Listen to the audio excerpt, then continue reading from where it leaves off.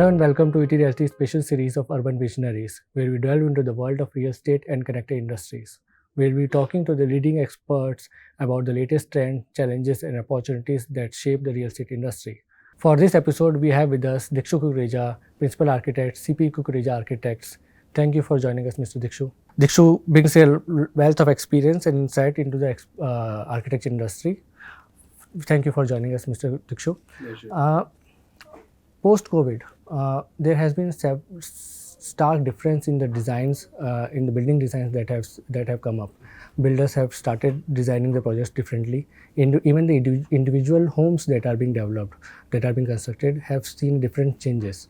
But if I have to ask you, what are the few changes that you have seen pre-COVID and post-COVID in the designs that have coming up? So I think in the design spectrum, if you see that, yes, there's been I would say a sort of revolution that has taken place. The sensitivity of the public and even of the designers has changed post-COVID. And I think there's now an increased focus, on health standards. So whether it's the air quality, whether it's the hygiene factor, whether it is the aspect of natural light and ventilation, all these things have become important in the field of design. And if you look at it even from the point of view of how the clients look at it, they also expect these kind of things to be in the project. Another aspect which has come into post-COVID design is the incorporation or the enhanced incorporation of technology, automation. So when you talk about homes, whether it's home automation, you talk about larger buildings, these aspects of touchless things that can come in, many such things that one is seeing. But I would say overall, I feel positive in the fact that there is an enhanced energy consciousness, an enhanced design consciousness towards sustainable design, towards more human-centric design. A lot of large spaces are being developed now.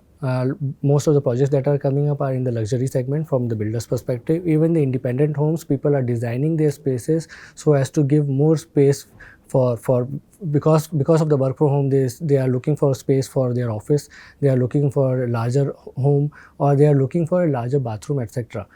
Do you see these kind of changes happening, and how do you think that this impacts the overall architect design or the real estate industry? Because previously we were going for compact houses. Previously we were going for how we can utilize maximum of these whatever space that we have that is available to us.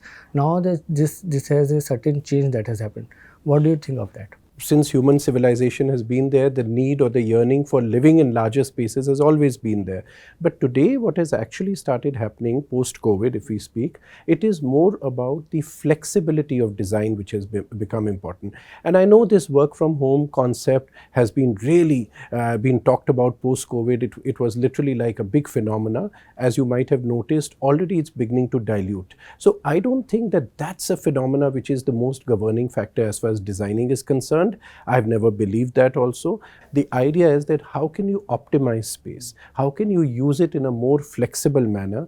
That is what is happening. So whether it is in apartments or it's happening in luxury homes or it's even happening in mixed-use developments, as designers, we are being challenged to see that when you design a space, how can you keep in mind that that space can be having a multiplicity of uses? Right. You talked about sustainability before. Because of a lot of foreign companies that have come in India because of the FDI relaxation, and a lot of corporates that are taking over the projects that are here, and even the corporates that are coming up, do they bring a different kind of demand that is required because they work with the standard of European standard or US standard? Do they bring in the kind of expectations from the buildings that are being developed, whether it is commercial or whether it is retail? Is it also that they require sustainability, green building, etc. within the projects, and this is bringing the architectural design, even the architects and even the buildings to the level that should have been before? That's a good question, and I think, yes, one of the values, although it's really ironical because a lot of these global companies you're talking about happen to have Indian-born or Indian origin CEOs.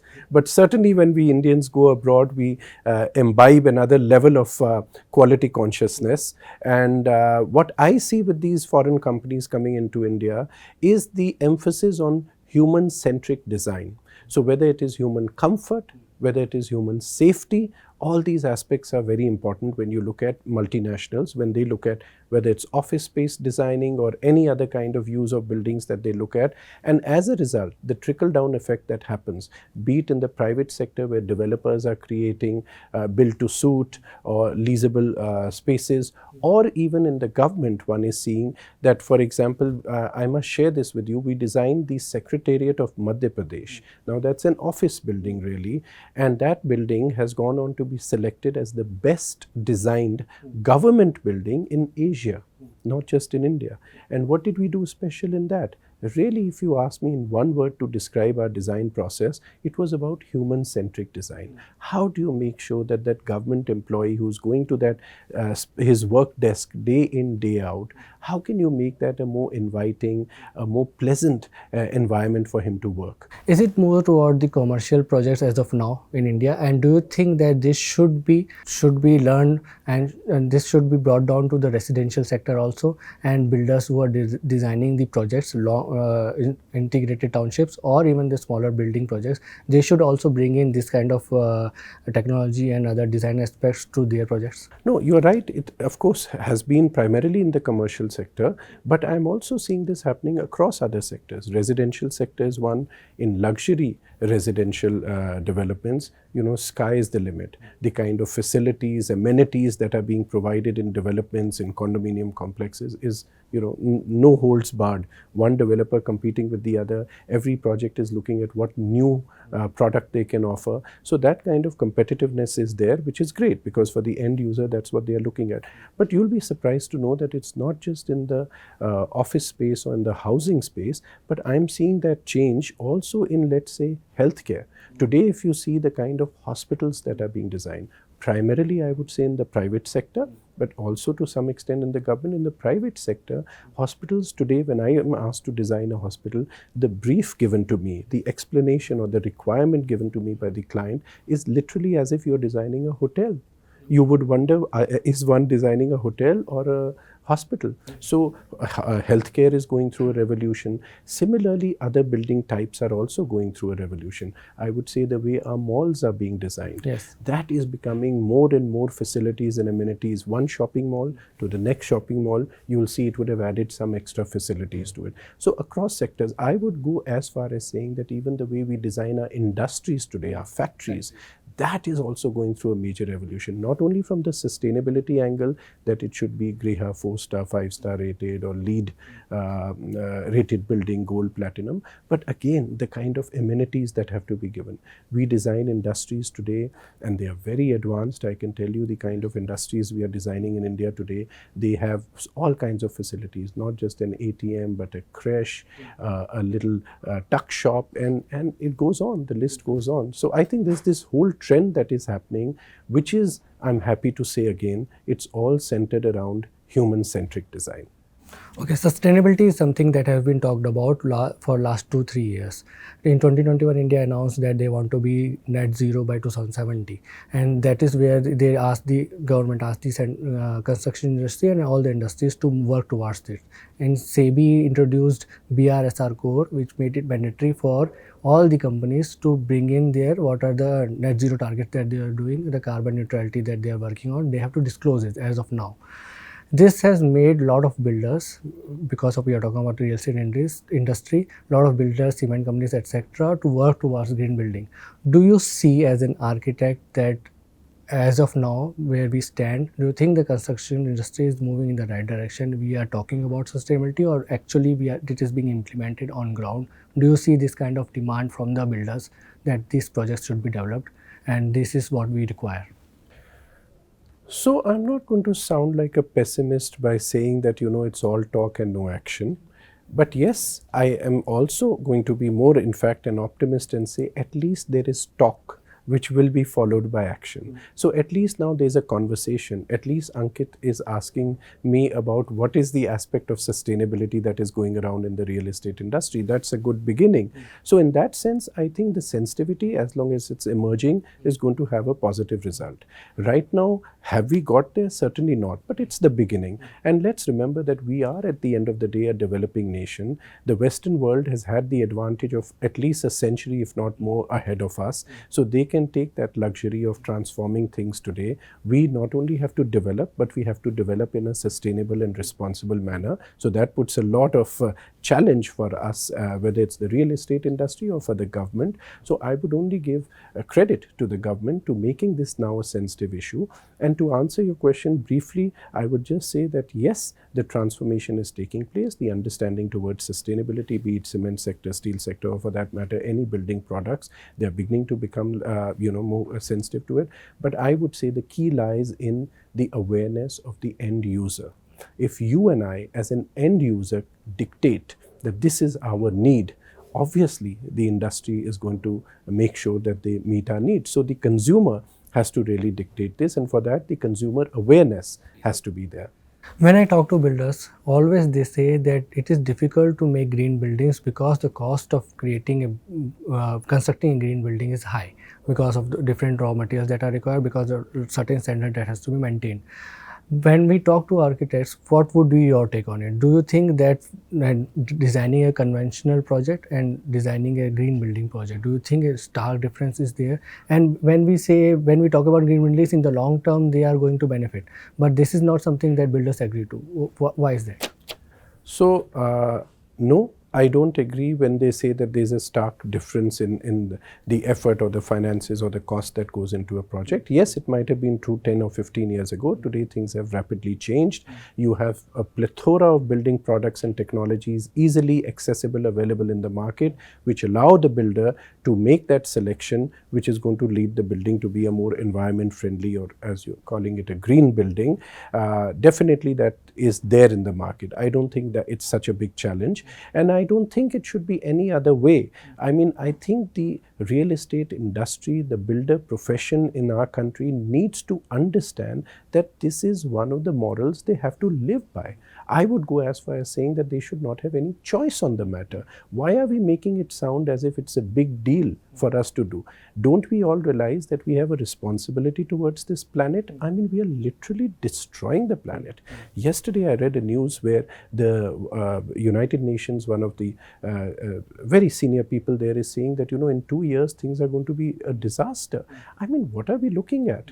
Disaster is on our face, at our face, staring down us, and we are still not willing to, we are coming up with these excuses of cost differences, etc. So, but having said all that, I believe that the builders feel that way because their obligation ends the day they hand over the keys of the unit to the person. That's why what you're talking about, the returns on investment or the payback period, even if that is shortening, but the builder has no interest in that because he just wants to sell and his responsibility is over. So I would just say that sustainability has no alternative, and that is the only way we should be going. I would argue for having even stricter legislation, because when we are creating this more and more built environment in our country, we need to understand that we cannot destroy nature to build it. We have to be more responsible towards it. A lot of buildings are going to redevelopment in Mumbai or in Delhi or in older cities. What should be the things that we should look at? Because a lot of buildings in Europe, especially because they have come to age, they are going to redevelopment. What are the things that we can learn from them? What are the things that can be brought into this when we are redeveloping a building or even designing a new building? What are the things that you would advise that architects should look into?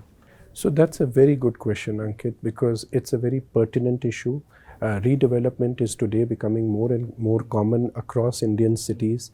And what is our learning from the West? For example, my firm, CP Kukreja Architects, we are designing projects across the world. We have our design associate offices across the world, from Tokyo to New York to Tirana to in Europe to different places.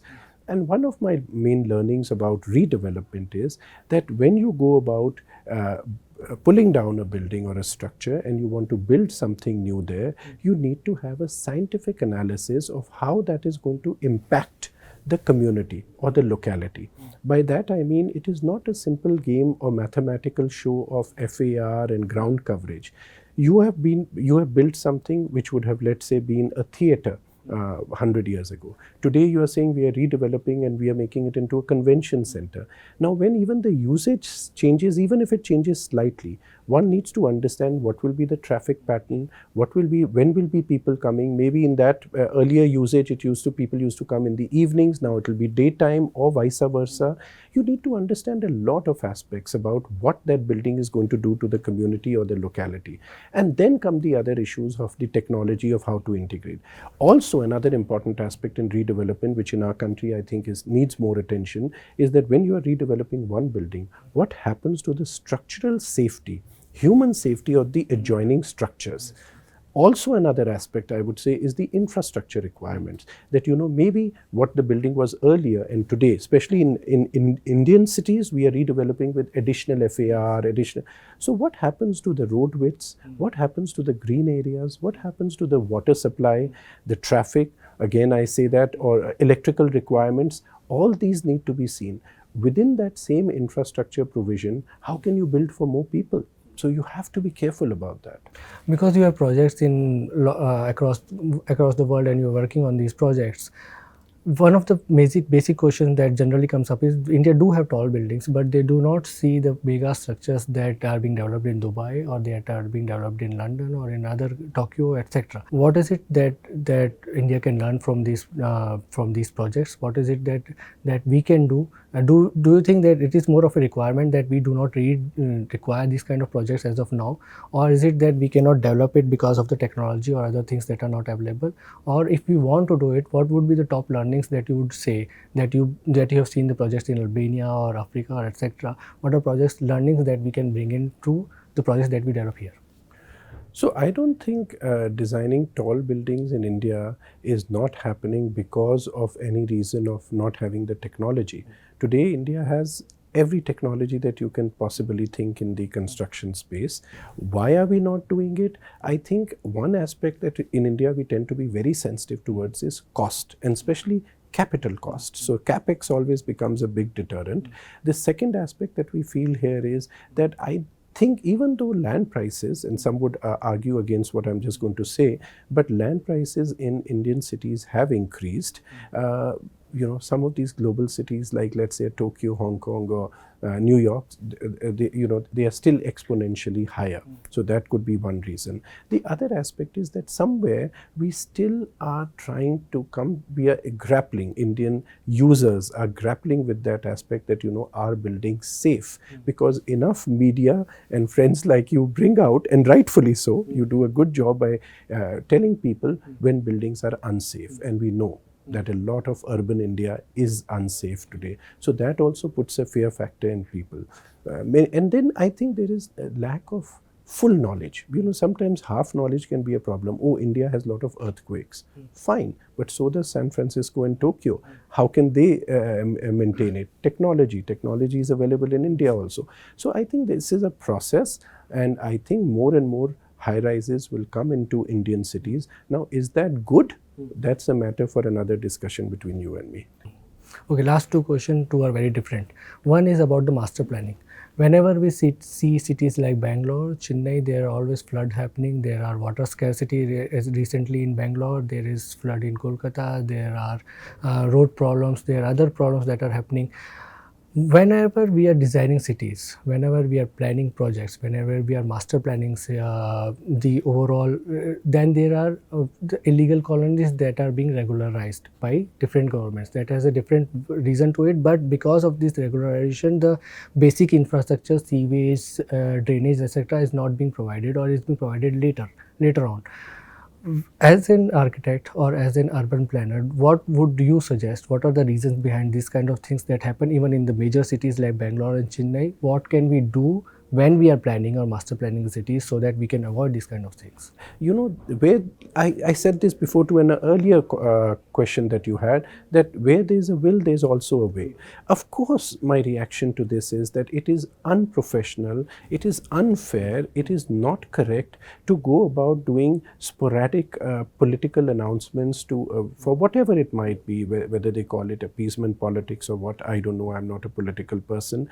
But when there is a structure to a city, you cannot go about dismembering it. You cannot go about destroying it. Obviously, that's going to have repercussions. repercussions. So whether it's the lakes of Bangalore or Chennai, or whether it's the drain network of Delhi or any other city, it's bound to have an impact if you're going about destroying it. There has to be a science behind planning, right? So that is a serious problem. Having said that, I also in the same breath would like to say that equitable urban development is a need. We can, by that I mean that cities are not just meant for people who have the money. We have to keep in mind that for all economic classes, you have to provide all facilities, whether it's housing, healthcare, education, all that needs to happen. So unless that is not happening, these other problems will happen. The short-term solution to these problems is, okay, let's allow unauthorized colonies or whatever else you're saying. That is not a long-term solution. So that I think is very important, because otherwise with the kind of urban pressure that is there on our cities, the infrastructural pressure, our cities are crumbling. They are literally crumbling. I mean, look at a city like Delhi. I mean, I have been born and brought up here. I have been a proud Delhiite who reveled in the seasons, 4 seasons that Delhi enjoyed. Today, the same season which we looked forward to during Diwali, when they would have, the air would turn cooler, etc. Today, the air turns poisonous. I mean, we can't breathe. The same way when you see come April, which is now we are sitting at, we'll suddenly have headlines and people like Ankit telling us that the city is running dry of water. There is not a drop to drink. It's already happening in Bangalore and other places. Is that the quality of life we deserve? Especially when we are becoming what? The 5th largest economy in the world, the fastest growing major economy in the world. So somebody needs to look at what challenges our cities are facing. And unless we look at it very seriously and very quickly, I think we have a huge problem we are staring at. And believe me, that problem's not just urban planning, it's a social problem. I'm adding one more point to this. Because you have developed the master plan of Ayodhya. What were the key learnings from that? And what if we are master planning any other cities or master planning an existing city? What were the things that you would recommend that this should be looked at? What were the key challenges that you faced and you overcame? And other part of it, so you can answer this and then I will come to the second question. So Ayodhya has been very special, and the approach to Ayodhya is obviously a special case. So I won't say that that is a fitting example for every kind of city planning that I would approach, and I'll explain you why. Because Ayodhya is one such city in the world, much like you have Bethlehem or you have Vatican City, where the unusual thing is that the permanent population of the city is literally 1/10 of what will be the floating or transitory population of that city. So for that kind of a city, your approach to master planning has to be very, very different. However, some of the commonalities, if I was to touch upon, is that you need to have a vision and a strong vision. Here we were looking at not just 2 years, 5 years or 20 years. We were looking at how that city will be a century from today. So that's the kind of analysis that we went into the master plan and vision document for the city of Ayodhya. The other aspect there that we paid attention to is, of course, the government was very keen that this should be a world spiritual destination. It should be a world's tourism destination, and very importantly, for which I would give the government credit, that they also gave us the brief that it should be also a model for sustainable development, which I thought was wonderful. Now, for us, what we added was, of course, I was very keen to keep the layer of culture, the historical significance, the cultural significance of such a city should not be lost. So even when we went about regenerating, reinvigorating the old core of old city of Ayodhya, we made sure we didn't want to destroy the lanes to make them broader, etc. No, we wanted to maintain that character of that city and yet, of course, bring in. So by that I mean, if you have overhanging electrical wires, cables, you take them underground. If you have open drains, you cover the drains. But that doesn't, you bring in uniform signage. You give, ramps for people to be able to walk on, those who are physically challenged, these kind of things. It doesn't mean that, let's widen the road by destroying half the houses. So my approach was very human-centric in that way. And one of the most important aspects which I consider in city planning we should keep in mind is that we should look at the publicness of the space. You can't just think of private homes and how grand that can be. But you look at how you can create a network of gardens, public spaces, bring in art, sculpture, because that creates the ethos, the soul of a city, I think, comes to that. So in the case of Ayodhya, which is another important aspect, I think, in most Indian cities we could follow, is how you don't turn your back to the river.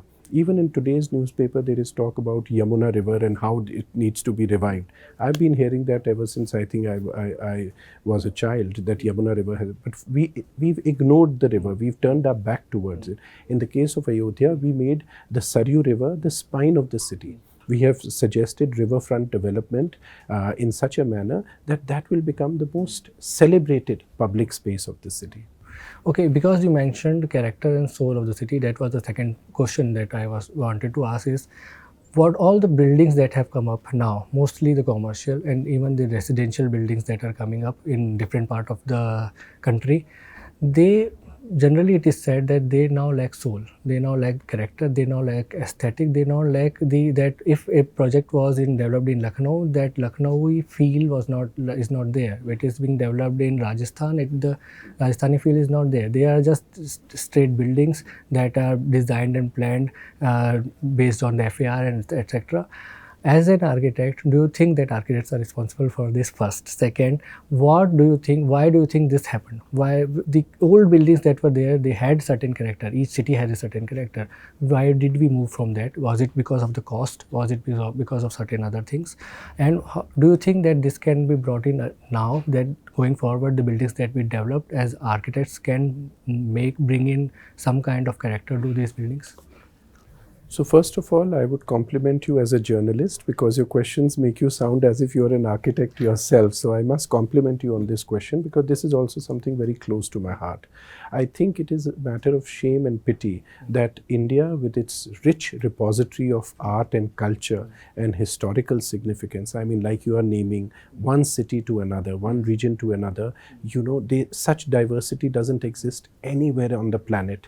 And today when you go, whether it is in Shimla or Coimbatore or Guwahati, you see, this, I'm not going to go further because it's I feel so strongly about it, but these glass and metal buildings which are coming up, faceless, soulless, and they are being replicated. Now, why?